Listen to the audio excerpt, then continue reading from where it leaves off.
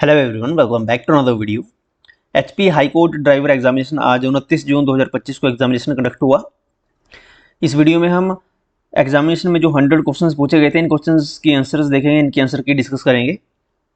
तो स्टार्ट करते हैं फर्स्ट क्वेश्चन से। पहला प्रश्न है, एक 4 स्ट्रोक इंजन क्रैंकशाफ्ट में कितने चक्रों में एक पावर चक्र पूरा करता है? अ 4 stroke engine completes a power cycle in how many revolutions of the crankshaft? तो ये 2 रिवोल्यूशन में 2 चक्रों में पूरा करता है। ऑप्शन बी इसमें करेक्ट होगा। अगला क्वेश्चन है, which instrument is use to check wheel alignment? Wheel alignment को की जांच करने के लिए किस उपकरण का उपयोग किया जाता है? तो ये जो कैम्बर गेज है, ये एक डिजिटल व्हील अलाइनमेंट टूल है। ऑप्शन बी इसमें करेक्ट होगा। कैम्बर गेज का इस्तेमाल होता है व्हील के अलाइनमेंट चेक करने के लिए। ओके, ऑप्शन बी करेक्ट होगा। ये जो डायनोमोमीटर यहाँ पे दिया गया है, डायनोमोमीटर का इस्तेमाल फोर्स और टॉर्क को मेजर करने के लिए किया जाता है, इसकी पावर मेजर करने के लिए जाता है। अलाइनमेंट में इसका यूज नहीं होता है। ओके, अगला क्वेश्चन है हमारा क्वेश्चन नंबर 3। वाहन की गतिशीलता में ओवर स्टीयर शब्द का क्या अर्थ है? What does the term over steer refers to in a vehicle dynamics? Over steer में क्या होता है? ओवर स्टीयर में जो टर्निंग है, जो हैंडलिंग की कैरेक्टरिस्टिक्स है, वो ज्यादा शार्प हो जाती है। ओके, जितनी ड्राइवर से सोची हो। ओके, यानी कि vehicle turns more than the driver intended. वाहन चालक की इच्छा से अधिक मुड़ता है। ओके, जितना मोड़ना चाहे उससे ज्यादा मुड़ जाएगा। ओके, ओवर स्टीयर कहते हैं उस टर्म को। ऑप्शन ए इसमें करेक्ट होगा। नेक्स्ट क्वेश्चन है fourth question, what device is used to test emissions for vehicle exhaust? वाहन के निकास से निकलने वाले उत्सर्जन का परीक्षण करने के लिए किस उपकरण का उपयोग किया जाता है? तो ये जो एमिशन एनालाइजर है, एमिशन एनालाइजर का यूज किया जाता है एग्जॉस्ट के एमिशन का टेस्ट के लिए। ऑप्शन बी करेक्ट होगा। ओके, एमिशन एनालाइजर का यूज। नेक्स्ट क्वेश्चन है क्वेश्चन नंबर 5। निम्नलिखित में से कौन सा सस्पेंशन सिस्टम का हिस्सा नहीं है? Which of the following is not a part of suspension system? तो अगर ऑप्शन में देखें तो पहला दिया गया है हमारे पास स्ट्रट्स। स्ट्रट्स का काम है जो शॉक है, जो झटके लगते हैं, उसको एब्जॉर्ब करना, यानी कि ये सस्पेंशन का पार्ट है, ये तो नहीं होगा। शॉक एब्जॉर्बर तो होगा ही। लेकिन जो टाई रॉड है, टाई रॉड सस्पेंशन सिस्टम का हिस्सा नहीं है। टाई रॉड ये स्टीयरिंग का हिस्सा है। ओके, हैंडल का हिस्सा है, ये स्टीयरिंग सिस्टम का हिस्सा है। ओके, ना कि सस्पेंशन का। तो इसमें यही पूछा था कौन सा पार्ट नहीं है सस्पेंशन का, तो टाई रॉड पार्ट नहीं है। ऑप्शन सी करेक्ट होगा इसमें। अगला क्वेश्चन है, what is the function of thermostat in an engine cooling system? Thermostat engine cooling system में थर्मोस्टेट का क्या काम है? कूलिंग सिस्टम में थर्मोस्टेट का काम है कि जो टेम्परेचर है उसको मेंटेन करके रखना। ओके, थर्मोस्टेट का यानी कि maintain optical engine temperature. Option C correct होगा। ओके, ऑप्टिमल इंजन टेम्परेचर को मेंटेन करना थर्मोस्टेट का काम है। नेक्स्ट क्वेश्चन है, what is which of the following is use to measure engine compression? Engine संपीड़न को मापने के लिए निम्नलिखित में से किसका उपयोग किया जाता है? इंजन कंप्रेशन को मापने के लिए, मेजर करने के लिए कंप्रेशन गेज का यूज किया जाता है। Compression gauge. Option C correct होगा। ये जो ऑप्शन में हाइड्रोमीटर दिया है, इसका कोई लेना देना नहीं है। हाइड्रोमीटर का काम होता है किसी लिक्विड की डेंसिटी को मेजर करना। ओके, और टैकोमीटर का क्या काम है? टैकोमीटर का काम होता है आरपीएम मापना। ओके, रोटेशन पर मिनट, गाड़ी की स्पीड बताना कि गाड़ी कितनी स्पीड से चल रही है, टैकोमीटर का काम है। नेक्स्ट क्वेश्चन है, what is the primary function of differential in an automobile? Differential का, ऑटोमोबाइल में डिफरेंशियल का प्राथमिक कार्य क्या है? डिफरेंशियल का क्या काम है?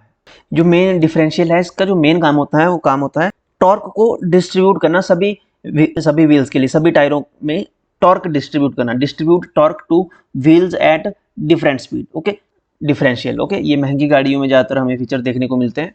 ऑप्शन बी करेक्ट होगा। अगला क्वेश्चन है, what is the primary duty of a government vehicle driver? सरकारी वाहन चालक का प्राथमिक कर्तव्य क्या है? इसमें अगर आप ऑप्शन देखें तो ऑप्शन 4 से देखें, अगर वाहन को केवल राजमार्गों पर चलाना, ये कंपलसरी नहीं होता है, प्राथमिक कर्तव्य नहीं है उनका कि केवल हाईवेज पे ही गाड़ी चलाएं, कोई और रोड पे गाड़ी नहीं चला सकते, तो ये तो गलत हो जाएगा। यात्रा के दौरान तेज गति बनाए रखना, तो जरूरी नहीं है कि तेज गति बनाए रखना ही उनका प्राथमिक कर्तव्य है, ये भी गलत है। सबसे छोटा रास्ता अपनाना भी प्राथमिक कर्तव्य नहीं है। ओके, वाहनों की समय पर सर्विस सुनिश्चित करना, ये गवर्नमेंट व्हीकल ड्राइवर का प्रमुख यानी जो प्राथमिक कर्तव्य है, ऑप्शन बी इसमें करेक्ट हो जाएगा, to ensure timely service of the vehicles, क्योंकि सर्विस से ही व्हीकल की, गाड़ी की एफिशिएंसी एंश्योर होती है। अगला क्वेश्चन है, यात्रा शुरू करने से पहले ड्राइवर को सबसे पहले क्या जांचना चाहिए? Before starting a journey what should the driver check first? सबसे पहले ड्राइवर को क्या चेक करना चाहिए यात्रा शुरू करने से पहले? सड़क चिन्ह, केवल मौसम देखना चाहिए। देखिए, जहां केवल लग जाता है ना, वो ऑटोमेटिकली कैंसिल आउट भी हो जाता है। वाहन के दस्तावेज और यांत्रिक स्थिति, vehicle document and mechanical condition, या स्पीडोमीटर। जर्नी स्टार्ट करने से पहले, यात्रा स्टार्ट करने से पहले ड्राइवर को वाहन के दस्तावेज और यांत्रिक स्थिति, उसकी मैकेनिकल कंडीशन जांच लेनी चाहिए। ऑप्शन सी इसमें करेक्ट हो जाएगा। अगला क्वेश्चन है, सरकारी वाहन चालक को क्या करने से सख्त मना किया जाता है? वाहन धोने से सख्त मना किया जाता है? नहीं, ये नहीं होगा। वाहन का निजी इस्तेमाल करने से सख्त मना किया जाता है सरकारी वाहन के चालक को, बिल्कुल करेक्ट है। नियंत्रण अधिकारी को रिपोर्ट करना सख्त मना नहीं होता है, गलत है। यात्रियों का लॉग बुक का लॉग करना, ये भी गलत है, तो यहाँ पे ऑप्शन बी करेक्ट हो जाएगा। पर्सनल यूज के लिए वो गवर्नमेंट व्हीकल का इस्तेमाल नहीं कर सकता, इसके लिए सख्त मना होता है उसको। ओके,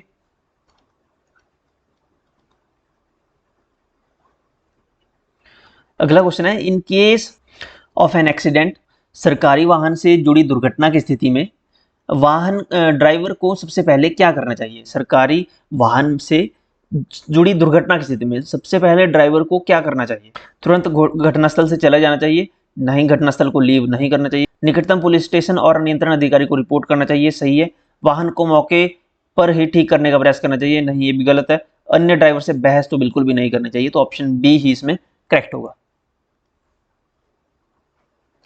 अगला क्वेश्चन है, सरकारी वाहन के इस्तेमाल के संबंध में ड्राइवर को रोजाना क्या ध्यान रखना चाहिए? रोजाना की बात करें यहाँ पे, डेली क्या ध्यान रखना चाहिए? Daily regarding the use of government vehicle को मेंटेन क्या करना चाहिए? तो ये है वाहन लॉग बुक जो है, ट्रिप रजिस्टर, वो उनको डेली मेंटेन करना चाहिए। ओके, व्हीकल लॉग बुक या जो ट्रिप रजिस्टर है, ऑप्शन सी करेक्ट होगा। अगला क्वेश्चन है, सरकारी वाहन चलाते समय धूम्रपान और मोबाइल फोन का उपयोग करना उचित है? चलाते समय, सरकारी वाहन चलाते समय धूम्रपान करना, मोबाइल फोन का यूज करना, उपयोग करना बिल्कुल भी उचित नहीं है, तो इसमें सख्ती से प्रतिबंधित है। ये ऑप्शन सी इसमें करेक्ट हो जाएगा, कोई और ऑप्शन पढ़ने की जरूरत ही नहीं है। अगला क्वेश्चन है, यदि ड्यूटी के दौरान वाहन में कोई बड़ी खराबी आ जाए तो ड्राइवर को क्या करना चाहिए? बड़ी खराबी आ जाए तो धीरे धीरे वाहन को चलाना जारी रखें, सुरक्षित तरीके से पार्क करें और कंट्रोलिंग अथॉरिटी को सूचित करें, खुद ही गाड़ी की मरम्मत करें। नहीं, अगर बड़ी खराबी आ गई है तो खुद मरम्मत नहीं करनी चाहिए, गलत हो जाएगा। किसी को बताए बिना मैकेनिक का इंतजार करें, ऐसा भी नहीं करना चाहिए कि किसी को बताए बिना ही मैकेनिक का इंतजार करना चाहिए, ये भी गलत है। धीरे धीरे गाड़ी नहीं चलानी चाहिए, क्योंकि खराबी यहाँ पे मेंशन किया है कि बड़ी खराबी हो चुकी है। बड़ी खराबी हो अगर आ चुकी है अगर गाड़ी में, तो गाड़ी को नहीं चलाना चाहिए, ये भी गलत है। ऑप्शन हमारे पास एक ही बचता है, ऑप्शन बी, सुरक्षित तरीके से पार्क करनी चाहिए गाड़ी और कंट्रोलिंग अथॉरिटी को सूचित कर देना चाहिए। बिल्कुल बी जो है बिल्कुल सेफेस्ट और जो यहाँ पे बिल्कुल करेक्ट स्टेटमेंट है। अगला क्वेश्चन है यहाँ पे क्वेश्चन नंबर 17, ड्यूटी के बाद सरकारी वाहन का उपयोग करने के लिए क्या आवश्यक है? ड्यूटी के बाद अगर सरकारी वाहन का उपयोग करने के लिए जो सबसे ज्यादा रिक्वायर है, जिसकी आवश्यकता है, वो है सक्षम प्राधिकारी से पूर्व लिखित अनुमति लेना। Option C, prior written permission from the competent authority, authority से रिटर्न परमिशन लेना बहुत जरूरी है यहाँ पे। ओके, अगला क्वेश्चन है क्वेश्चन नंबर 18, एक अच्छा मददगार किसे माना जाता है? एक अच्छा मददगार उसे माना जाता है वह व्यक्ति जो स्वेच्छा से दुर्घटना के शिकार व्यक्ति की मदद करता है। ओके, इसके लिए गवर्नमेंट भी काफी इनिशिएटिव ले रही है, काफी इसको प्रोत्साहन दे रही है कि अगर कहीं एक्सीडेंट हो जाता है तो उस जो घायल व्यक्ति है, जो इंजर्ड है, जो जिसकी कैजुअलिटी हुई है, उसको जल्द से जल्द उसको फर्स्ट एड दे या उसकी हेल्प करे, उसको हॉस्पिटल तक पहुंचाए। ओके, मदद करने के लिए ये सबसे अच्छा मददगार माना गया है, ऑप्शन ए इसमें करेक्ट हो जाएगा। अगला क्वेश्चन है क्वेश्चन नंबर 19, सड़क दुर्घटना देखने वाले ड्राइवर का प्राथमिक कर्तव्य क्या है? देखिए, ये जो हमने क्वेश्चन पहले ही डिस्कस किया, सड़क दुर्घटना देखने वाले ड्राइवर का प्राथमिक कर्तव्य है मौके से बचने के लिए मौके से चले जाएं, ऐसा नहीं करना चाहिए। सबूत के लिए वीडियो रिकॉर्ड रखें। देखिए, प्राथमिक कर्तव्य वीडियो बनाना बिल्कुल भी नहीं है। आपका पहला कर्तव्य है सहायता प्रदान करना और आपातकालीन सेवाओं को सूचित करना, एम्बुलेंस को बुलाना, जो इंजर्ड व्यक्ति है उसकी हेल्प करना, ये प्राथमिक कर्तव्य है। यानी प्राथमिक यानी जो मेन आपका फर्ज है, कर्तव्य है, वो है सहायता प्रदान करना, जो एक्सीडेंट जहाँ पे कैजुअल हुई है उसकी सहायता करना। पुलिस के आने का इंतजार नहीं करना चाहिए, अगर कोई बहुत सीरियस है तो उसको तो हॉस्पिटल ले जाना पड़ेगा, तो ये भी गलत है स्टेटमेंट। ऑप्शन सी इसमें करेक्ट होगा। अगला क्वेश्चन है question number 20। Good good good Samaritan कानून के तहत दुर्घटना के शिकार व्यक्ति की मदद करने वाले ड्राइवर को हिरासत में लिया जा सकता है पुलिस द्वारा? बिल्कुल नहीं। जो आपका गुड सैमरिटन कानून है, गुड सैमरिटन लॉ है, उसके तहत पुलिस द्वारा हिरासत में नहीं लिया जाएगा उस व्यक्ति को जो दुर्घटना में शिकार व्यक्ति की मदद करेगा। तो यहाँ पे उल्टा लिखा है, ये गलत हो जाएगा। पहचान बताने के लिए मजबूर नहीं किया जा सकता। पीड़ित व्यक्ति की मृत्यु पर उसे कानूनी सजा दी जाएगी, बिल्कुल गलत है। उसे अस्पताल में रहना होगा, बिल्कुल गलत है। यहाँ पे ऑप्शन बी करेक्ट होगा। पहचान बताने के लिए मजबूर नहीं किया जा सकता उस व्यक्ति को जो मदद करने वाला है, दुर्घटना में शिकार व्यक्ति की जो मदद करेगा ड्राइवर को। ओके, ऑप्शन बी इसमें करेक्ट होगा। अगला क्वेश्चन है question number 21। Which number a driver should dial to report a road emergency in India? सड़क आपातकाल की सूचना देने के लिए ड्राइवर को कौन सा नंबर डायल करना चाहिए? देखिए, रोड इमरजेंसी के लिए भारत में नंबर है 112। ओके, ऑप्शन सी करेक्ट होगा। नंबर 112 डायल करना चाहिए अगर भारत में सड़क आपातकाल की सूचना देनी है ड्राइवर को। इसके अलावा NHAI का एक और नंबर है जिसको भी आप ध्यान में रख सकते हो, 1033। ओके, 1033 नंबर भी national highway authority of India का ये एक नंबर है 112 के अलावा। यहाँ पे ऑप्शन बी करेक्ट हो जाएगा, 112। अगला क्वेश्चन है, भारत में एक नेक इंसान को किस प्राधिकरण के तहत संरक्षण प्राप्त है? भारत में एक नेक इंसान को किस प्राधिकरण के तहत संरक्षण प्राप्त है? ये है भारत के सर्वोच्च न्यायालय द्वारा दिशा निर्देश से। ऑप्शन सी करेक्ट होगा, guidelines by Supreme Court of India. Option C इसमें करेक्ट हो जाएगा। अगला क्वेश्चन है, क्या सरकारी वाहन का इस्तेमाल दुर्घटना पीड़ित को ले जाने के लिए किया जा सकता है?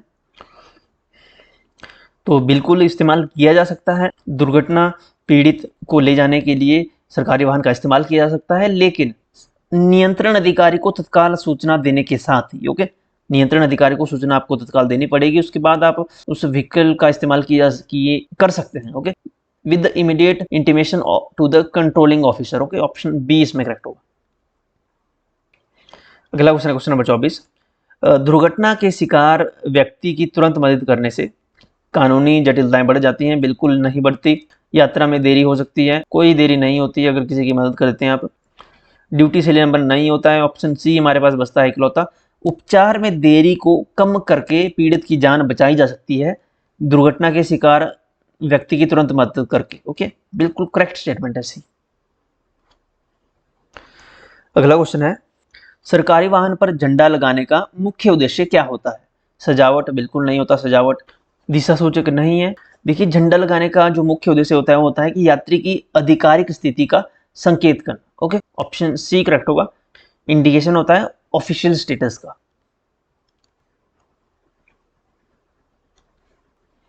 अगला क्वेश्चन क्वेश्चन नंबर 26। भारतीय ध्वज का उपयोग वाहन पर तभी किया जा सकता है जब कोई अधिकृत गणमान्य व्यक्ति वाहन का उपयोग कर रहा हो, तभी राष्ट्रीय ध्वज का उपयोग वाहन पर किया जा सकता है। ऑप्शन यहाँ पे करेक्ट होगा बी।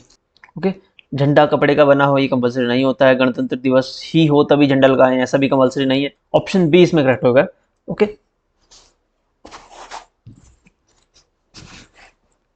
अगला क्वेश्चन है question number 27।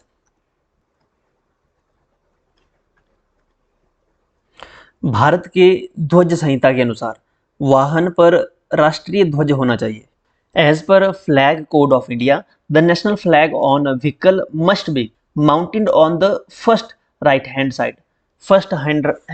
Right hand side में, फ्रंट राइट हैंड साइड में माउंट होना चाहिए, लगा होना चाहिए। सामने से, आपके सामने से दाएं ओर वो लगा हुआ होना चाहिए। ऑप्शन डी करेक्ट होगा।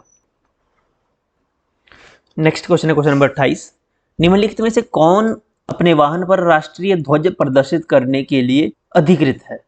विच among the following is authorised to display the national flag on the vehicle on their vehicle? Any government employee, कोई भी सरकारी कर्मचारी अपने व्हीकल के आगे राष्ट्रीय ध्वज नहीं प्रदर्शित कर सकता। जिला मैजिस्ट्रेट, डिस्ट्रिक्ट मैजिस्ट्रेट, डीएम को अथॉरिटी होती है नेशनल फ्लैग को अपने व्हीकल पर लगाने की। ऑप्शन बी करेक्ट होगा। निजी नागरिक नहीं लगाते, ड्यूटी पर मौजूद सभी ड्राइवर नहीं लगाते, तो ये गलत स्टेटमेंट। ऑप्शन बी इसमें करेक्ट हो जाएगा, डिस्ट्रिक्ट मैजिस्ट्रेट। अगला क्वेश्चन है, वाहनों पर झंडा लगाने के संबंध में क्या अनुमति नहीं है। वाहनों पर झंडा लगाने के संबंध में जो अनुमति नहीं है वो है कि आप फटा हुआ या फीका झंडा प्रदर्शित नहीं कर सकते, ये प्रदर्शित करना अलाउ नहीं है। ओके, यानी ऑप्शन यहाँ पे करेक्ट होगा ऑप्शन बी। टॉर्न या फेडेड फ्लैग, यानी कोई फटा हुआ है या बिल्कुल पुराना फेडेड फ्लैग है, उसका यूज आप नहीं कर सकते व्हीकल पे। अगला क्वेश्चन है क्वेश्चन नंबर 30, राष्ट्रीय ध्वज को वाहन से तब उतारना चाहिए जब जो गणमान्य व्यक्ति है वो अंदर ना हो व्हीकल के। ओके, तभी राष्ट्रीय ध्वज वाहन से उतारना चाहिए। ऑप्शन ए करेक्ट होगा, गणमान्य व्यक्ति जब वाहन के अंदर ना हो। अगला क्वेश्चन है, फटे या क्षतिग्रस्त झंडे को कूड़ेदान में फेंक देना चाहिए, बिल्कुल गलत है। सम्मान के साथ जला देना चाहिए या दफना देना चाहिए, पुनः चक्रण के लिए भेज देना चाहिए, मरम्मत करके पुनः उपयोग किया जाना चाहिए उसका। फटे या क्षतिग्रस्त झंडे को डस्टबिन में नहीं फेंकना चाहिए, सम्मान के साथ जला दिया जाना चाहिए या दफना दिया जाना चाहिए। देखिए, ये जो फ्लैग का कोड ऑफ इंडिया 2002 है, ओके, 2002 का जो कोड ऑफ कंडक्ट है भारतीय झंडे के लिए, फ्लैग कोड ऑफ इंडिया 2002 के अनुसार जो वहाँ पे लिखा गया है वो है कि अगर फ्लैग डैमेज हो जाता है, ओके, या फट जाता है, कुछ भी होता है, तो उसे सम्मान के साथ उसे डिस्पोज, यानी उसे सम्मान के साथ जला दिया जाना चाहिए, दफना दिया जाना चाहिए। ओके, उसे पूरे सम्मान के साथ निजी रूप से नष्ट करना चाहिए और जलाकर या किसी अन्य गरिमापूर्ण तरीके से। ओके, और जलाते समय चुप्पी और सम्मान जो है वो बनाए रखना चाहिए। उसमें ऑप्शन बी करेक्ट होगा। ओके, ये सम्मान पूर्ण तरीके से जलाना चाहिए। ओके, ऐसे कहीं डस्टबिन में या कहीं और नहीं फेंकना चाहिए। अगला क्वेश्चन है, वाहन पर लगे झंडे की गरिमा और स्थिति को बनाए रखने की जिम्मेदारी किसकी है। तो ये जिम्मेदारी है वाहन पर लगे झंडे की गरिमा और स्थिति बनाए रखने की जिम्मेवारी उस गाड़ी के चालक की है। ऑप्शन सी करेक्ट होगा, ड्राइवर का ये रिस्पॉन्सिबिलिटी है। अगला क्वेश्चन है क्वेश्चन नंबर 33, लॉग बुक में प्रविष्टि कब की जानी चाहिए। लॉग बुक में एंट्री करनी चाहिए प्रत्येक यात्रा के तुरंत पहले और बाद में। ओके, इमीडिएटली बिफोर और आफ्टर ईच जर्नी, के पहले, शुरुआत में और लास्ट में इसकी एंट्री की जानी चाहिए लॉग बुक में। ओके, ऑप्शन सी करेक्ट होगा इसमें। अगला क्वेश्चन है, लॉग बुक प्रविष्टियों की पुष्टि और हस्ताक्षर कौन करता है। लॉग बुक की जो एंट्रीज है उस पे उसको वेरीफाई और साइन करता है जो ऑफिसर उस व्हीकल को यूज कर रहा है। ओके, वाहन का उपयोग करने वाला अधिकारी उसको उसकी पुष्टि करता है, वेरीफाई करता है। ओके, और साइन भी उसके होते हैं। ऑप्शन यहाँ पे करेक्ट होगा सी। अगला क्वेश्चन है, लॉग बुक में परिवर्तन इस प्रकार होना चाहिए। अगर लॉग बुक में कोई परिवर्तन करना है तो उसमें व्हाइटनर नहीं मिटाया जा सकता, फ्लूइड यूज नहीं किया जा सकता, पेंसिल से भी नहीं सुधारा जा सकता, उसको साफ सुथरे तरीके से काटा जाना चाहिए और उसको वेरीफाई किया जाना चाहिए, उसको काउंटर साइन किया जाना चाहिए। ऑप्शन सी करेक्ट होगा, यही एक तरीका है करेक्शन का। अगला क्वेश्चन है क्वेश्चन नंबर 36, लॉग बुक में गलत और गलत प्रविष्टि का क्या परिणाम होता है। What is the consequences of improper and false entry in log book. Log book में अगर आप गलत एंट्री करते हो, इम्प्रॉपर एंट्री करते हो, तो उसका क्या परिणाम होता है। तो इसका परिणाम है कि आपको अतिरिक्त छुट्टियां तो नहीं, बिल्कुल भी नहीं मिलेगी, और प्रशंसा तो बिल्कुल भी नहीं मिलेगी, लेकिन अनुशासनात्मक कार्रवाई आप पर जरूर हो जाएगी अगर आप ऐसा गलत एंट्री करते हैं लॉग बुक में। ओके, तो ऑप्शन यहाँ पे सी करेक्ट होगा। ईंधन का पुरस्कार तो आपको बिल्कुल भी नहीं मिलेगा। ऑप्शन सी इसमें करेक्ट होगा। डिसिप्लिनरी एक्शन आप पे लिया जाएगा अगर आप फॉल्स एंट्री करते हैं लॉग बुक में। अगला क्वेश्चन है, लॉग बुक को निरीक्षण के लिए प्रस्तुत किए जाना चाहिए। जो लॉग बुक है उसको मस्ट बी सबमिटेड और सबमिटेड फॉर इंस्पेक्शन, उसको सबमिट कब किया जाता है इंस्पेक्शन के लिए। लॉगिन बुक को निरीक्षण के लिए प्रस्तुत किया जाना चाहिए, वर्ष में एक बार, बिल्कुल भी नहीं। जब अधिकारी द्वारा पूछे जाने या ऑडिट के दौरान उसका निरीक्षण किया जाता है, कभी नहीं है, तो गलत है। रिटायरमेंट पर ये तो कहीं से गलत सही नहीं हो सकता, तो ऑप्शन बी इसमें भी करेक्ट है। अगला क्वेश्चन है, the log book helps in. Log book निम्नलिखित में से मदद करती है। लॉग बुक क्या मदद करती है। मनोरंजन व्यय की निगरानी रखती है, मॉनिटरिंग द एंटरटेनमेंट एक्सपेंसेस, वाहन का इतिहास रखती है और दुरुपयोग को नियंत्रित करती है, बिल्कुल करेक्ट स्टेटमेंट। लॉग बुक गाड़ी की हिस्ट्री को मेंटेन करती है कि गाड़ी कितनी चली है, कब चली है, कहाँ तक चली है, पूरा टाइम पूरा उसका डाटा मेंटेन करती है, उसकी हिस्ट्री गाड़ी की रखती है और दुरुपयोग को नियंत्रित करती है। ओके, कोई ऐसे ही तो नहीं गाड़ी चला रहा है अपने ही प्राइवेट यूज के लिए। ओके, तो इसका पूरा रिकॉर्ड रखती है। ऑप्शन बी करेक्ट होगा। नेक्स्ट क्वेश्चन है, driving a vehicle without valid driving licence is an offence under. Driving licence के बिना वाहन चलाना निम्नलिखित में के अंतर्गत अपराध है। कौन सी धारा के अंतर्गत अपराध है ये? तो driving without licence is an offence under section 181 section 181 के तहत, धारा 181 के तहत विदाउट लाइसेंस गाड़ी चलाना अपराध है। Under motor vehicle act 1988। Option यहाँ पे करेक्ट होगा ए। अगला क्वेश्चन है हमारा क्वेश्चन नंबर 40। गलत गियर शिफ्टिंग के कारण ये हो सकता है। गलत गियर शिफ्टिंग के कारण ये क्या हो सकता है? इंजन की कम खपत होगी, बिल्कुल नहीं। लो फ्यूल कंजप्शन, फ्यूल की ज़्यादा कंजप्शन होगी अगर हम गलत गियर में गाड़ी चलाएंगे, ये तो बिल्कुल गलत है। गियर बॉक्स को नुकसान जरूर हो जाएगा, ये करेक्ट है। तो इसमें ऑप्शन ए करेक्ट होगा। Damage to gear box, correct gear shifting में गलत गियर शिफ्ट अगर आप कर रहे हैं तो गियर बॉक्स को नुकसान होगा, फ्यूल तो कहीं नहीं बचेगा। ओके, अगला क्वेश्चन है क्वेश्चन नंबर 41। अब चलिए हमारी जीके पोर्शन। ये जो पिछला क्वेश्चन था ये रिपीटेड क्वेश्चन था, ये हमने प्रीवियस ईयर के क्वेश्चंस में डिस्कस किया हुआ है क्वेश्चन। अगला क्वेश्चन है हमारा, हिमाचल प्रदेश के किस शहर को मिनी लहासा कहा जाता है? देखिए हमने एचपी जीके की रिवीजन वीडियो में ये क्वेश्चन डिस्कस किया है। मिनी लहासा धर्मशाला को कहा जाता है। ऑप्शन बी करेक्ट होगा, धर्मशाला। नेक्स्ट क्वेश्चन है, बैटरी का कौन सा टर्मिनल सबसे पहले हटाया जाता है? ये भी प्रीवियस ईयर क्वेश्चन से क्वेश्चन आया हुआ है, हमने डिस्कस किया हुआ है। 3-4 दिन पहले ये क्वेश्चन डिस्कस किया था। तो बैटरी का पहले नेगेटिव टर्मिनल को रिमूव किया जाता है पहले। ऑप्शन ए करेक्ट होगा, नेगेटिव। अगला क्वेश्चन है, free passage should be given immediately to the following type of vehicles. निम्नलिखित किस प्रकार के वाहनों में से तुरंत निःशुल्क मार्ग दिए जाना चाहिए? एम्बुलेंस और अग्निशमन वाहन जो होते हैं, एम्बुलेंस और फायर सर्विस व्हीकल्स, उनको एकदम से निःशुल्क मार्ग दिया जाना चाहिए, इमीडिएटली उनको फ्री पैसेज रास्ता खाली करके देना चाहिए। ऑप्शन सी करेक्ट है। नेक्स्ट क्वेश्चन है, who was the first governor of Himachal Pradesh? ये भी हमने परसों जो एचपी जीके की वीडियो अपलोड की थी उसमें ये डिस्कस किया था क्वेश्चन। फर्स्ट गवर्नर थे हिमाचल प्रदेश के एस चक्रवर्ती। ऑप्शन डी करेक्ट होगा। अगला क्वेश्चन है, किसी भी यात्रा को शुरू करने से पहले एक अच्छा ड्राइवर निम्नलिखित में से किन चीज़ों की जांच करता है? एयर प्रेशर की जांच करता है, सभी टायरों में एयर प्रेशर ठीक है कि नहीं है। इंजन और मीटर गॉज चेक करता है, बिल्कुल सही है। इंजन मीटर नहीं, ये ईंधन मीटर है। फ्यूल मीटर चेक करता है, फ्यूल गॉज चेक करता है। अतिरिक्त टायर स्टेपनी और उसका वायु दाब चेक करता है, स्टेपनी ठीक है ठीक है, उसका हवा उसमें है। तो तीनों ही स्टेटमेंट सही है, ऑप्शन डी इसमें करेक्ट हो जाएगा, उपरोक्त सभी। अगला क्वेश्चन है, zebra lines on the roads are meant for. सड़कों पर जेब्रा लाइन किसके लिए होती हैं? वाहन रोकने के लिए नहीं होती जेब्रा लाइंस, ओवरटेक के लिए भी नहीं होती, सड़कों का सौंदर्यीकरण के लिए नहीं होती, पैदल चलने वाले व्यक्तियों के लिए क्रॉसिंग होती है जो जेब्रा क्रॉसिंग है। ऑप्शन डी करेक्ट होगा। अगला क्वेश्चन है, पंक्चर टायर बदलते समय ड्राइवर को क्या करना चाहिए? अगर टायर पंक्चर हो चुका है तो ड्राइवर को, यदि दूरी 5 किलोमीटर आसपास पे है तो बदलने की आवश्यकता नहीं है। नहीं, 5 किलोमीटर बहुत तो होता है, इतना पंक्चर टायर के साथ आप गाड़ी नहीं चला सकते, तो ये गलत है। यदि दूरी 15 किलोमीटर के आसपास है तो उसे बदलने की आवश्यकता नहीं है, गाड़ी चलाते रहना चाहिए, ये भी गलत है। ये स्टेटमेंट भी बिल्कुल गलत है।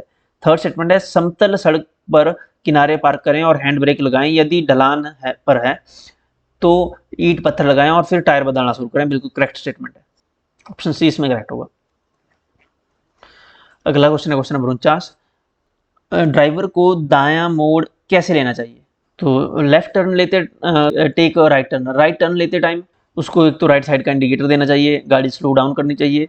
Look the vehicle on the front back and right side, ये देखना चाहिए। वाहन के आगे पीछे और दाएं तरफ देखना चाहिए, यानी तीनों ही ये कार्य करने पड़ेंगे उसको अगर उसको राइट टर्न लेना है। तो यहाँ पे करेक्ट हो जाएगा ऑप्शन डी। ओके, उपरोक्त सभी। अगला क्वेश्चन है, the following device points toward a direction. तो कंपास जो होता है वो हमें दिशा की ओर इशारा करता है, दिशा बताता है, ईस्ट है, वेस्ट है, नॉर्थ साउथ, इसके बारे में हमें बताता है कंपास। ऑप्शन बी करेक्ट होगा। नेक्स्ट क्वेश्चन है, द साइन शोज अबाउट हमारे पास साइन दिया गया है, ये कौन क्या बताता है? देखिए ये साइन बताता है कि आगे ब्रिज नैरो है। ओके, देखिए आपके सामने है, सेम साइन दिया गया है, संकरा पुल है, आगे नैरो ब्रिज है, संकरा पुल। ऑप्शन ए करेक्ट होगा, यहाँ पे नैरो ब्रिज के बारे में बताएगा हमें ये वाला साइन। ओके, अगला साइन है, ये साइन क्या बताता है हमें? सेम ट्राइंगल के अंडर साइन है, ऊपर से इस साइड मुड़ा हुआ है। देखिए विषम सड़क संगम है यहाँ पे, आगे ये बता रहा है। ओके, विषम सड़क संगम के बारे में बताएगा, यानी कि स्टेगर्ड इंटरसेक्शन है इंग्लिश में। देखिए इंग्लिश में staggered intersection. Okay, option C correct होगा। नेक्स्ट साइन, यहाँ पे ट्राइंगल दिया है अपोजिट, इस साइन का मतलब होता है गिव वे, यानी रास्ता दे। ये आपके सामने है गिव वे, ये साइन दिया गया है देखिए। ओके, रास्ता देने के लिए बताया गया है, ऑप्शन ए करेक्ट होगा। अगला क्वेश्चन है, दिस साइन शोज अबाउट, ये साइन बताता है कि लेफ्ट टर्न प्रोहिबिटेड है, बाएं मुड़ना प्रतिबंधित है। ये साइन आपके पास दिया है यहाँ पे, बाएं मुड़ना प्रतिबंधित है, बाएं मुड़ना मना है। Okay, option D. 55th question है 55, द साइन शोज अबाउट, देखिए ये साइन दिया गया है, इसका मतलब है कि कंपल्सरी टर्न लेफ्ट, बाएं मुड़ना अनिवार्य है। क्या साइन है इसका? बाएं मुड़ना अनिवार्य है, ऑप्शन ए करेक्ट होगा, अनिवार्य रूप से बाएं मुड़े। नेक्स्ट साइन जिगजैग बताया गया है यहाँ पे ट्राइंगल में, यानी इसका मतलब है कि दाएं मुड़कर फिर आगे जाएं। Okay, right reverse bend, right reverse bend है, ऑप्शन बी करेक्ट होगा, दाएं से पीछे की ओर मुड़े। Okay, right reverse bend, option B. Next question, question number 57, देखिए ये प्रीवियस पेपर में भी आया हुआ है और हमने डिस्कस भी किए हुआ है। इस साइन का मतलब क्या है? तो ये साइन बना हुआ है, यानी आगे रास्ता जो है संकरा है, नैरो रोड अहेड, आगे रोड जो है वो नैरो दिया गया है, नैरो रोड अहेड, यानी आगे संकरी सड़क है, ऑप्शन सी करेक्ट होगा। नेक्स्ट इसके उल्टा दिया गया है, उल्टा साइन दिया गया है यहाँ पे, यानी कि इसके अपोजिट हो जाएगा, आगे जो है रास्ता चौड़ा है, ऑप्शन होगा करेक्ट हमारा डी।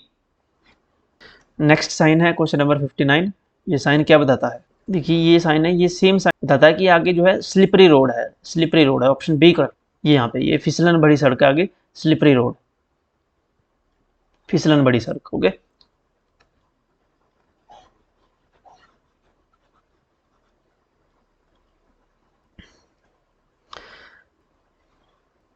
नेक्स्ट साइन है, दिस साइन शोज अबाउट, कि आगे बिखरी हुई बजरी है, बिखरी हुई सामग्री है, बजरी है। ओके, बिखरी बजरी की ओर संकेत करता है ये साइन, ऑप्शन यहाँ पे बी करेक्ट होगा, ऑप्शन सी होगा इसमें करेक्ट, ढीली बजरी। ओके, लूज ग्रेवल, देखिए बिखरी हुई बजरी या लूज बजरी। ओके, लूज ग्रेवल इंग्लिश में, loose gravel, option C correct होगा, loose gravel. Okay, option number C. Next sign क्या है? ये बच्चे बने हुए हैं, सिंपल सा साइन है, बच्चे बने होते हैं जहाँ पे, यानी कि आगे जो है स्कूल है, ऑप्शन होगा करेक्ट बी। नेक्स्ट साइन में आगे गाय बनी हुई है ट्रायंगल में, यानी ये कैटल का साइन है, गाय का साइन है, यानी आगे आवारा मवेशियों की बहुत संभावना है, great possibility of cattle. Okay, option B correct होगा। नेक्स्ट क्वेश्चन 63 है, यहाँ पे लैंडस्लाइड बना है कि ऊपर से पत्थर जैसे गिर रहे हैं, यानी पत्थर लुढ़कने की पूरी पूरी संभावना है, फॉलिंग रॉक्स का साइन है ये, ऑप्शन ए करेक्ट होगा, आगे सड़क पर चट्टाने गिरने का खतरा है, rocking falls, falling rocks. Next sign यहाँ पे, दिस साइन शोज अबाउट, उभार बना हुआ है, यानी उबड़ खाबड़ सड़क है, उबड़ खाबड़ सड़क, ऑप्शन सी करेक्ट होगा। Hump and rough road, hump और रफ रोड ये बना हुआ है हमारे पास, देखिए हम्प एंड रफ रोड, बिल्कुल सेम साइन है, हम्प एंड रफ रोड का साइन है, दिस इज ओके। अगला साइन है हमारे पास क्वेश्चन नंबर 65 में, द साइन शोज अबाउट, इस साइन का मतलब है कि आगे बैरियर है, आगे बाधा है, barrier ahead, option B correct होगा। साइन आपको दिखाते हैं, ये रहा हमारा साइन, बैरियर अहेड, देखिए सेम साइन है, ऑप्शन बी। नेक्स्ट क्वेश्चन है क्वेश्चन नंबर 66, यहाँ पे भी साइन दिया गया है आपके पास, ये साइन दिया गया है, यानी साइड रोड लेफ्ट, बाईं और पार्श्व सड़क है, side road left. Okay, option A correct होगा। अगला क्वेश्चन है question number 67, for rear view motorists use, for rear view, पीछे का दृश्य देखने के लिए मोटर चालक किसका उपयोग करते हैं? देखिए क्वेश्चन हमने डिस्कस किया हुआ है ऑलरेडी प्रीवियस वीडियो में, रिवीजन की वीडियो में हमने डिस्कस किया था ये क्वेश्चन की जो रियर व्यू मिरर होते हैं, रियर व्यू मिरर जो होते हैं आरवीएम जिसको बोलते हैं, उसमें कन्वेक्स मिरर लगा होता है, उत्तल दर्पण लगा होता है, वाइड होता है ये, इसमें आपको थोड़ी सी जगह में भी काफ़ी एरिया कवर किया कर देता है शीशा। ओके, वाइड एंगल होता है इसमें, ऑप्शन डी करेक्ट होगा, उत्तल दर्पण कन्वेक्स मिरर। अगला क्वेश्चन है, a driver can overtake a vehicle in front through. एक ड्राइवर आगे चल रहे वाहन को इस तरह से ओवरटेक कर सकता है, आगे चल रहे वाहन को आप ओवरटेक कर सकते हैं राइट साइड से, दाहिनी ओर से, ऑप्शन ए करेक्ट होगा। ये लेफ्ट साइड से ओवरटेक कभी नहीं करना चाहिए। ओके, ये भी नहीं होगा। ओके, हमेशा राइट साइड से ही ओवरटेक करना चाहिए, ऑप्शन ए करेक्ट होगा। अगला क्वेश्चन है क्वेश्चन नंबर 69, बिना जुर्माने के किस अवधि के भीतर समाप्त हो चुके लाइसेंस को नवनीकृत किया जा सकता है? तो बिना जुर्माने के 30 दिन के भीतर समाप्त हो चुके लाइसेंस को नवनीकृत किया जा सकता है, ऑप्शन सी करेक्ट हो जाएगा, 30 डेज के अंदर।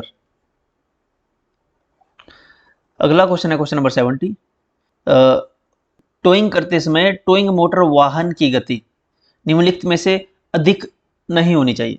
यानी जो टोइंग मोटर व्हीकल है उसकी स्पीड कितनी निर्धारित की गई है, उससे ज़्यादा नहीं होनी चाहिए। जो केंद्रीय सरकार का मोटरयान अधिनियम है वो निर्धारित किया गया है कि जो स्पीड है वो 25 किलोमीटर पर आवर से ज़्यादा नहीं होनी चाहिए, 25 किलोमीटर प्रति घंटे की से ज़्यादा गति नहीं होनी चाहिए टोइंग वाहन की गति। यहाँ पे 24 दिया गया है तो हम 24 के साथ जा रहे हैं, ऑप्शन सी के साथ हम जा रहे हैं। अब ओके, वैसे जो मोटर व्हीकल एक्ट है उसमें 25 किलोमीटर प्रति घंटे से अधिक नहीं होनी चाहिए ये लिखा हुआ है। अगला क्वेश्चन है क्वेश्चन नंबर 71, सीएनजी की फुल फॉर्म क्या है? सीएनजी की फुल फॉर्म है compressed natural gas, option B correct होगा, compressed natural gas.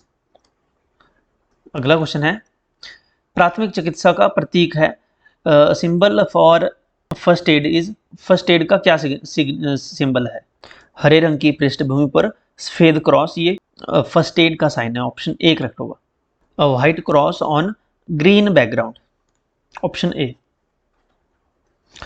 Question number 73 है, सावधानी के संकेत निम्नलिखित में से प्रदर्शित होते हैं, यानी precautionary signs are accepted in, cautionary sign या सचेतक चिन्ह त्रिकोणीय आकृति में और लाल किनारे वाले होते हैं।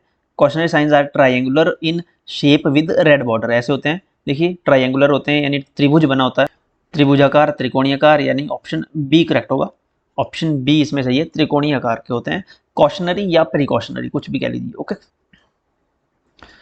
अगला क्वेश्चन है, सामान्य तौर पर पहाड़ियों में रास्ता देने का अधिकार किसको होता है? ये भी रिपीटेड क्वेश्चन है। ओके, रिपीटेड क्वेश्चन है ये, प्रीवियस ईयर क्वेश्चंस में पूछा गया है और हमने कई बार डिस्कस किया हुआ है अपने रिवीजन की वीडियो में। अब जो वाहन ऊपर की तरफ जा रहा है ना, चढ़ाई की तरफ जा रहा है, हाइट पे जा रहा है, उसको अधिकार है, उसका राइट है रास्ता लेने का। The vehicle going up hill has the right of way in hills, रास्ते का अधिकार, जो ऊपर की तरफ जा रहा है ना, चढ़ाई की तरफ गाड़ी जा रही है, उसको रास्ते का अधिकार है। जो नीचे की तरफ आ रही है वो ब्रेक लगा सकता है, क्योंकि ऊपर की तरफ गाड़ी जाने में फिर जब इनिशियल गियर में वो ऊपर उठेगी तो वो वहाँ पे काफ़ी लोड पड़ता है गाड़ी पे, तो पहले ही जो अपहिल में गाड़ी जा रही है उसको पास दे देना चाहिए, उसको जगह दे देनी चाहिए, ऑप्शन बी करेक्ट है यहाँ पे। अगला क्वेश्चन है क्वेश्चन नंबर 75, यदि कोई वाहन 15 किलोमीटर प्रति लीटर का माइलेज देता है तो वो 90 किलोमीटर की दूरी तय करने के लिए आवश्यक ईंधन की जरूरत पड़ेगी। एक गाड़ी है वो 15 किलोमीटर चलती है 1 लीटर में, 1 लीटर में 1 लीटर में 15 किलोमीटर चलती है तो 90 किलोमीटर कितना चलेगी? तो 90 किलोमीटर चलेगी वो 90 अपॉन 15, 15 1 15, 15 6 90, तो 6 लीटर तेल लगेगा। ओके, 6 लीटर तेल की जरूरत होगी, 6 लीटर ईंधन की जरूरत होगी, फ्यूल लगेगा आपका 6 लीटर, ऑप्शन सी करेक्ट होगा इसमें। अगला क्वेश्चन है, who was the first chief minister of Himachal Pradesh? Himachal के प्रथम मुख्यमंत्री कौन थे? Doctor Y S. परमार हिमाचल प्रदेश के पहले मुख्यमंत्री थे, ऑप्शन हमारा करेक्ट हो जाएगा सी। अगला क्वेश्चन है, हिमाचल डे कब सेलिब्रेट किया जाता है? हिमाचल डे मनाया जाता है 15 अप्रैल को, ऑप्शन होगा हमारा करेक्ट सी। 15 अप्रैल को हिमाचल दिवस मनाया जाता है। 15 अप्रैल 1948 को हिमाचल प्रदेश की फॉर्मेशन हुई थी, हिमाचल प्रदेश अस्तित्व में आया था। उस समय हिमाचल प्रदेश के 4 जिले थे, 4 डिस्ट्रिक्ट्स थी। अगला क्वेश्चन है, what is the minimum age to obtain driving licence for commercial या transport vehicle in India. Transport या जो कमर्शियल व्हीकल होते हैं जिनकी नंबर प्लेट येलो कलर की रहती है, उन व्हीकल्स का लाइसेंस बनाने के लिए आपको कम से कम आपकी उम्र 20 साल होनी चाहिए। ऑप्शन बी करेक्ट होगा। कॉमर्शियल व्हीकल के लाइसेंस के लिए ऑप्शन सी करेक्ट है, 20 ईयर्स। 18 साल चाहिए होती है अगर आपको कोई पर्सनल व्हीकल है, आपकी प्राइवेट गाड़ी है, जैसे नॉर्मल गाड़ियाँ होती है जिनकी वाइट नंबर प्लेट होती है और काले अक्षरों में ब्लैक लेटर्स में आपके नंबर्स लिखे जाते हैं, जैसे आपकी पर्सनल कोई भी कार है, तो उसके लिए 18 साल मिनिमम है। और अगर आप कॉमर्शियल व्हीकल का यूज़ करने के लिए लाइसेंस बना रहे हैं तो आपकी उम्र 20 साल होनी चाहिए कम से कम इंडिया में। अगला क्वेश्चन है, where is the temple of Hadimba Devi. Hadimba Devi का मंदिर कहाँ है? हडिम्बा देवी का मंदिर है मनाली में। हमने डिटेल में डिस्कस किया हुआ था ये क्वेश्चन जीके की वीडियो में। अगला क्वेश्चन है, वेयर इज त्रिलोकीनाथ मंदिर लोकेटेड। त्रिलोकीनाथ मंदिर कहाँ स्थित है? त्रिलोकीनाथ मंदिर है लाहौल स्पीति में। जीके की वीडियो में हमने ये डिस्कस किए हुए हैं। जिन्होंने जीके की वीडियो देखी है उन सभी के क्वेश्चन ये ठीक है। अगला क्वेश्चन है, Swan river flows through which of the following district of Himachal Pradesh. Swan river district Una में बहती है, ऑप्शन ए करेक्ट होगा। व्हाट इज द वैदिक नाम ऑफ रिवर चिनाब। चिनाब का वैदिक नाम क्या है? देखिए हमारी वीडियो से ये सारे क्वेश्चन आए हुए हैं। द वैदिक नेम ऑफ चिनाब असिकनी। असिकनी वैदिक नेम है चिनाब का। चिनाब बनी है चंद्रभागा से। चांदनी किसी भी नदी का नाम नहीं है। विपाशा व्यास का विपाशा है। स्तुद्री सतलुज का है। इसमें पूछा था चिनाब, तो चिनाब का है। असिकनी ऑप्शन होगा करेक्ट हमारा C. Question number 83, which of the following is controlled by foot while driving. पैर से क्या कंट्रोल होता है ड्राइविंग के दौरान? वाइपर के लिए तो हाथ से बटन कंट्रोल होता है, तो ये तो पैर का इसमें यूज नहीं होता। क्लच पैर से यूज होता है। स्टीयरिंग हाथ से चलता है। हेडलाइट भी हाथ से चलाई जाती है। क्लच का कंट्रोलिंग पैर में के पास होती है। ऑप्शन सी करेक्ट होगा। Question number 84, in which year Himachal Pradesh achieved full statehood. Full statehood Himachal Pradesh को कब दिया गया? पूर्ण राज्य का दर्जा हिमाचल प्रदेश को मिला था 1971 को, यानी 25 जनवरी 25 जनवरी 1971 को हिमाचल प्रदेश को पूर्ण राज्य का दर्जा दिया गया था। अगला क्वेश्चन है, भाखड़ा बांध is located on which river. Bhakra बांध किस नदी पे बना हुआ है? भाखड़ा बांध बना है सतलुज नदी पे। ऑप्शन हमारा करेक्ट है सी। अगला क्वेश्चन है, खारदुंगला पर्वत दर्रा हिमाचल प्रदेश भारतीय केंद्र शासित प्रदेश में स्थित है। खारदुंगला पास माउंटेन पास जो है, खारदुंगला माउंटेन पास लद्दाख में है। ऑप्शन होगा करेक्ट हमारा C, UT of Ladakh, union territory of Ladakh. अगला क्वेश्चन है, where is Himalayan Forest Research Institute FHFRI located. Himalayan Forest Research Institute कहाँ स्थित है? Himalayan Forest Research Institute Shimla में है। ऑप्शन होगा हमारा करेक्ट डी शिमला। शिमला में कहाँ है? अगर शिमला में पूछ लिया जाए तो शिमला में कहाँ है? पंथा घाटी का नाम आपने सुना है, ओल्ड बस स्टैंड से आगे पंथा घाटी।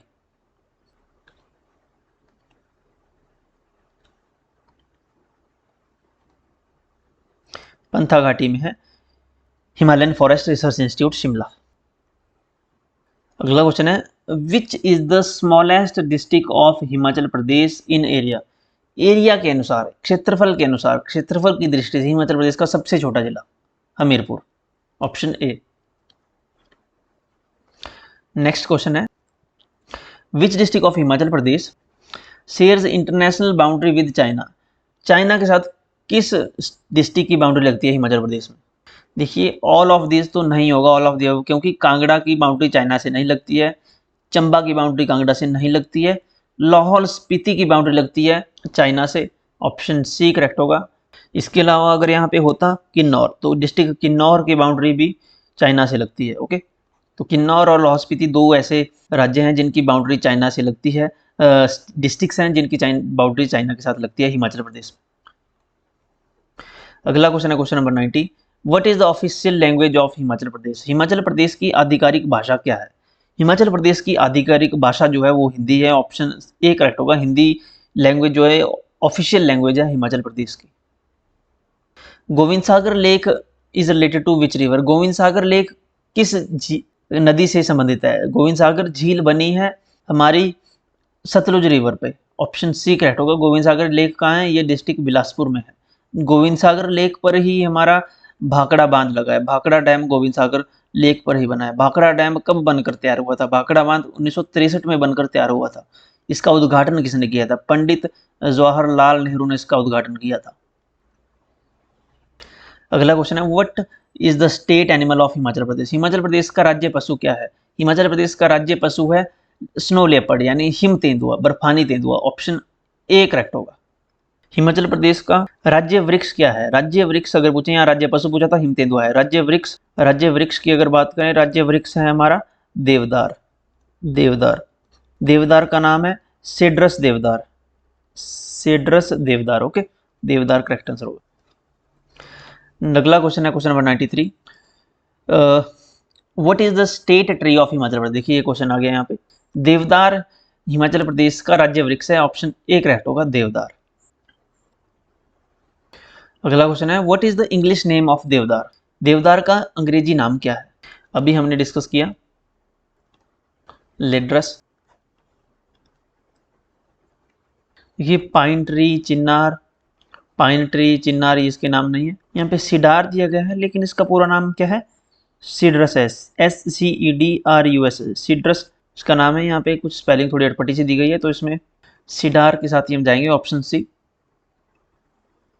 अगला क्वेश्चन है, हिमाचल प्रदेश में लाहौल घाटी से होकर कौन सी नदी बहती है? लाहौल वैली में जो रिवर बहती है वो है river Chenab. Option C correct होगा। देखिए पब्बर रिवर ये ट्रिब्यूटरी है टॉन्स नदी की, टॉन्स रिवर की, जो कि बाद में मिलती है यमुना रिवर में। तो यहाँ पे पूछा था लाहौल वैली में, लाहौल वैली में चिनाब रिवर बहती है। ऑप्शन सी इसमें करेक्ट है। अगला क्वेश्चन है which of the following is an artificial lake in Himachal Pradesh? Himachal Pradesh में आर्टिफिशियल लेक कौन सी है? देखिए रेणुका लेक ये आर्टिफिशियल लेक नहीं है। रेणुका लेक ये नेचुरल लेक है, ओके, प्राकृतिक लेक है। पराशर लेक भी नेचुरल लेक है। चमेरा लेक ये आर्टिफिशियल लेक है, ये चंबा में है। प्रोजेक्ट बना है यहाँ पे चंबा में, चमेरा 1, चमेरा 2, चमेरा 3, जिसकी वजह से चमेरा लेक की फॉर्मेशन हुई है। तो ये चमेरा लेक जो है ये एक क्या है? आर्टिफिशियल लेक है, नकली लेक है, ह्यूमन द्वारा बनाई गई है, मैन मेड लेक इसे कहेंगे, okay, man made lake, okay, man made lake. Option C इसमें करेक्ट है। अगला क्वेश्चन है question number 97। Which lake is situated in Bilaspur district of Himachal Pradesh? देखिए ये क्वेश्चन कितनी बार घुमा घुमा के पूछ लिया इन्होंने। गोविंद सागर लेक है जो बिलासपुर डिस्ट्रिक्ट में है। रेणुका लेक कहाँ है? रेणुका लेक है सिरमौर में। रेणुका लेक है हमारी सिरमौर में। गोविंद सागर लेक ये क्या है?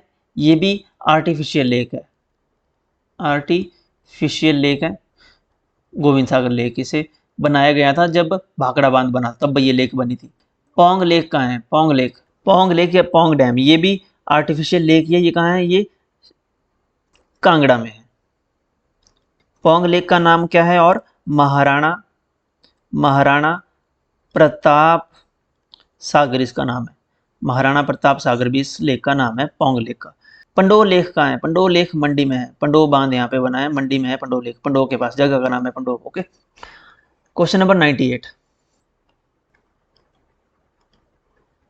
क्वेश्चन नंबर 98 है, सतलुज नदी तिब्बत से हिमाचल प्रदेश में किस स्थान से प्रवेश करती है? तो सतलुज नदी हिमाचल प्रदेश में जब प्रवेश करती है वो है डिस्ट्रिक्ट किन्नौर का शिपकीला। शिपकीला एक दर्रा है, शिपकीला इसका नाम है।